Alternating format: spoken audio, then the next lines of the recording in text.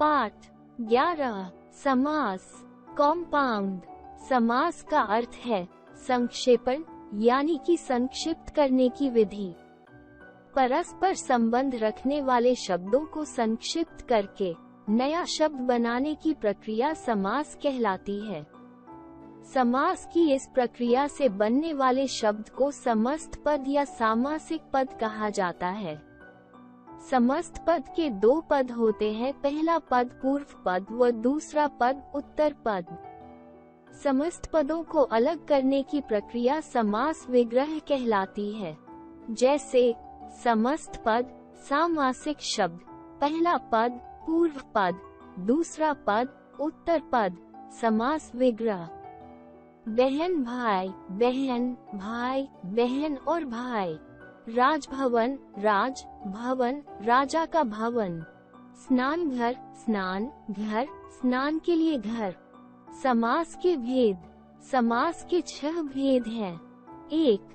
अव्ययी भाव समास। 2. तत्पुरुष समास। 3. कर्मधारय समास। 4. द्विगु समास। 5. द्वंद्व समास। 6. बहुव्रीहि समास। 1. अव्ययी भाव समास। इस समास में पहला पद प्रधान होने के साथ साथ अव्यय भी होता है, जिससे समस्त पद भी अव्यय बन जाता है। समस्त पद विग्रह। आजीवन, जीवन भर। निडर, डर के बिना।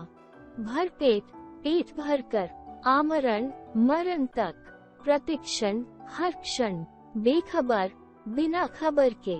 एक ही शब्द की पुनरावृत्ति वाले शब्द भी अव्ययी भाव समास होते हैं।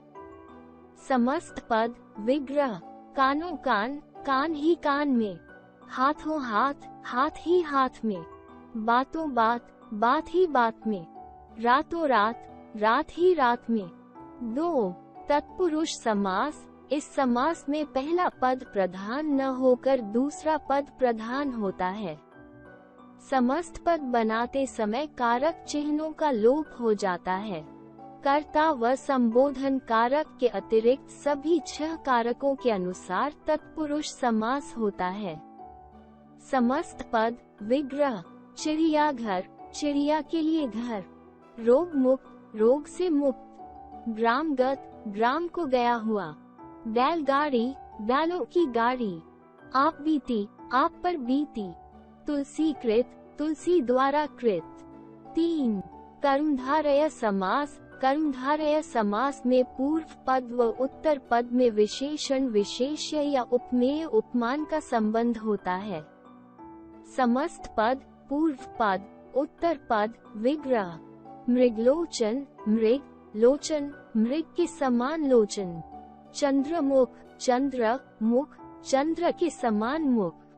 परमानंद, परम आनंद, परम है जो आनंद। विद्याधन, विद्या धन, विद्या रूपी धन। 4. द्विगु समास। इस समास का पूर्व पद संख्यावाचक होता है तथा संपूर्ण पद समूहवाचक होता है। समस्त पद विग्रह। दोपहर, दोपहरों का समूह। सप्तर्षि, 7 ऋषियों का समूह। त्रिलोक, 3 लोकों का समूह। नवग्रह, 9 ग्रहों का समूह। 5. द्वंद्व समास। द्वंद्व समास में प्रयुक्त शब्द जोड़े के रूप में होते हैं। इसमें दोनों पद प्रधान होते हैं। ये दोनों पद परस्पर योजक चिन्ह द्वारा जुड़े हुए होते हैं। समस्त पद विग्रह। पाप पुण्य, पाप या पुण्य। माता पिता, माता और पिता। अन्न जल, अन्न और जल। नर नारी, नर और नारी। घी शक्कर, घी और शक्कर। खरा खोटा, खरा या खोटा। 6. बहुव्रीहि समास। बहुव्रीहि समास में कोई भी पद प्रधान नहीं होता। दोनों पद मिलकर किसी तीसरे पद की ओर संकेत करते हैं। समस्त पद समास विग्रह। चक्र पानी, चक्र है पानी में जिसके अर्थात विष्णु। दशानन, दश है आनंद जिसके अर्थात रावण। नीलकंठ, नीला है कंठ जिसका अर्थात शिव। लंबोदर, लंबा है उदर जिसका अर्थात गणेश। गजानन, गज जैसा आनन है जिसका अर्थात गणेश। दशानन, दश है आनन जिसके अर्थात रावण। चतुर्भुज, चार है भुजाएं जिसकी अर्थात विष्णु। अब दोहराने की बारी। परस्पर संबंध रखने वाले शब्दों को संक्षिप्त करके नया शब्द बनाने की प्रक्रिया समास कहलाती है। समास की प्रक्रिया से बना शब्द समस्त पद कहलाता है। समस्त पद के दो पद होते हैं, पूर्व पद व उत्तर पद।